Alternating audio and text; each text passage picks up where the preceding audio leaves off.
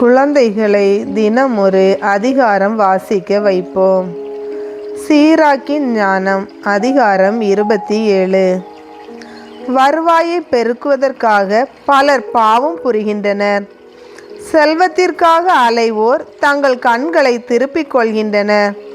கற்களுக்கு இடையே உள்ள துளையில் முளை அடிக்கப்படுகிறது. விற்றல் வாங்கலுக்கு இடையே பாவம் நுழைந்து கொள்கிறது. ஆண்டவரிடம் கொள்ளும் அச்சத்தில் ஒருவன் உறுதியாய் நிலைத்திராவிட்டால் அவனது வீடு விரைவில் நிலைகுலைந்து விடும். சலிக்கின்ற போது சல்லடையில் உமி தங்கி விடுகின்றது. அவ்வாறே மனிதரின் பேச்சில் மாசு படிந்து விடுகின்றது. குயவரின் கலன்களை சூளை பரிசோதிக்கின்றது. மனிதரை உரையாடல் பரிசோதிக்கின்றது. கனி மரத்தின் கண்காணிப்பை காட்டுகின்றது. சொல் மனிதரின் உள்ள பண்பாட்டை காட்டுகின்றது. ஒருவர் பேசுவதற்கு முன்பே அவரை புகழாதே, பேச்சை கொண்டே அவரை அறிந்து கொள்ளலாம். நீதி நெறியை பின்பற்றி நடந்தால் அதனை அடைந்து கொள்வாய். மாட்சிமிகு நீண்ட ஆடையாக அதனை அணிந்து கொள்வாய். பறவைகள் தம்முடைய இனத்தோடு தங்குகின்றன.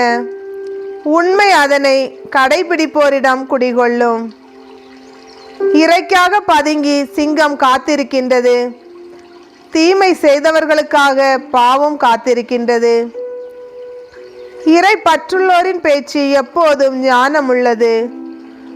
அறிவிலிகள் நிலவு போல மாறுபடுவர். அறிவிலிகள் நடுவில் காலத்தை வீணாக்காதே. அறிவாளிகள் நடுவில் நிலைத்து நில். மூடரின் உரை வெறுக்கத்தக்கது. அவர்களின் சிரிப்பு பாவத்தை தூண்ட வல்லது. அடிக்கடி ஆணையிடுவோரின் பேச்சு மெய்சிலிர்க்க செய்கின்றது. அவர்களின் வாய்ச்சண்டை நம் காதுகளை மூட செய்கின்றது. செருக்குற்றோரின் வாய்ச்சண்டை கொலைக்கு இட்டு செல்லும். அவர்களின் வசைமொழி கேட்பது வருத்தத்திற்கு உரியது. இரகசியங்களை வெளிப்படுத்துவோர் பிறருடைய நம்பிக்கையை இகழ்கின்றனர். ஆருயிர் நண்பர்களை அவர்கள் அடைய மாட்டார்கள். நண்பருக்கு அன்பு காட்டு, அவர்கள் மீது நம்பிக்கை வை. அவர்களுடைய இரகசியங்களை நீ வெளிப்படுத்தி விட்டால் அவர்கள் பின் செல்லாதே. ஏனெனில் ஒருவர் இன்னொருவரை கொலை செய்வதை போன்று நீ அடுத்திருப்பவரின் நட்பை கொன்று விட்டாய்.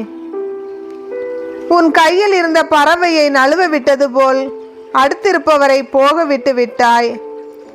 இனி நீ அவரை பிடிக்க மாட்டாய்.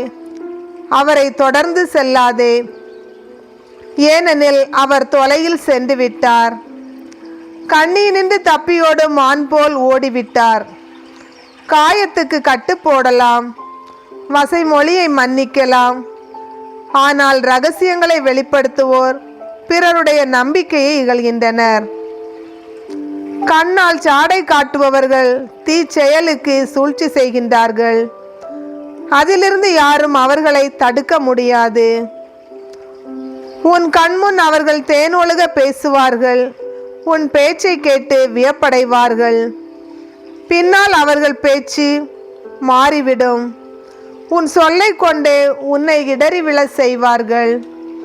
பலவற்றை நான் வெறுத்திருக்கிறேன், ஆனால் இவர்களை வெறுத்தது போல் வேறு எதனையும் வெறுத்ததில்லை. ஆண்டவரும் இவர்களை வெறுக்கின்றார். கல்லை மேலே எறிவோர் அதை தம் தலை மேலேயே எரிந்து கொள்கின்றனர்.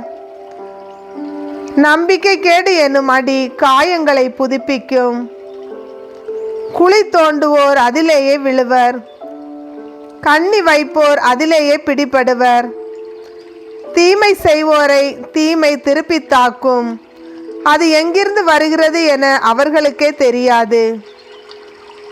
ஏளனமும் பழிச்சொல்லும் செருக்குற்றோருக்கு உரியவை. பழிக்கு பழி அவர்களுக்காக சிங்கத்தை போல் பதுங்கி காத்திருக்கிறது. இறை பற்றுள்ளோரின் வீழ்ச்சியில் மகிழ்வோர் கண்ணியின் பிடியில் சிக்குவர். அவர்கள் இறக்கும் முன் துயரமே அவர்களை கொன்றுவிடும். வெகுளி சினம் ஆகிய இரண்டும் வெறுப்புக்குரியவை. பாவிகள் இவற்றை பற்றி கொள்கின்றார்கள். ஆண்டவரின் அருள்வாக்கு.